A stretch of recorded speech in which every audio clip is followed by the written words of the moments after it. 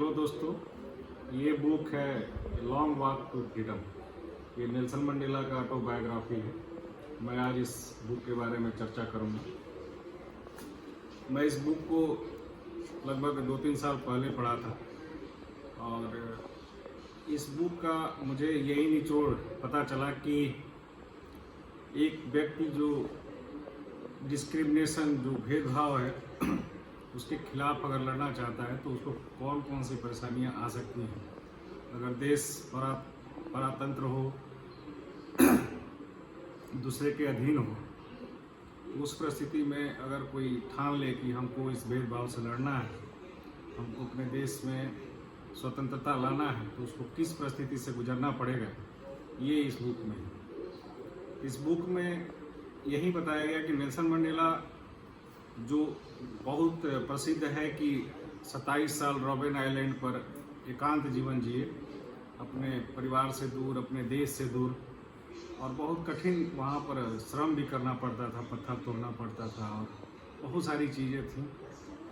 उनकी जो सेल था, उनका जो रहने का जगह था, वो इतना सनलाइट से दूर और अंधेरा था कि उनकी आंखें भी लगभग ब्लाइंड हो गई थी।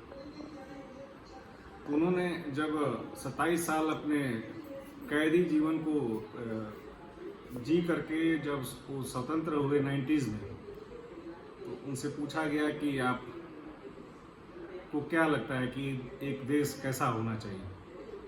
तो ये बहुत ही मार्मिक बात जो बताए हैं और इस किताब में भी लिखे हैं, वो मैं बताना चाहूँगा।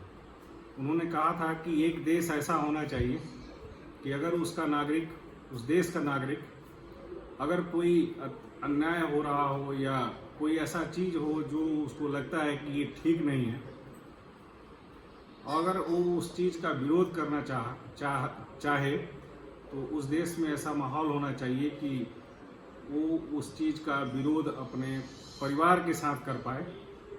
उसको कहीं छुप कर, कहीं डर कर, भाग कर, कहीं मतलब अपना वेश बदल करके अपने परिवार से बरसों दूर रह करके ऐसा हो अगर विरोध दर्ज कराना पड़े, तो वैसा देश नहीं होना चाहिए। देश वैसा होना चाहिए कि एक नागरिक अपने परिवार के साथ रहते हुए उसको जो लगता है कि अन्यायपूर्ण है, भेदभावपूर्ण है, उसका वो विरोध कर पाए।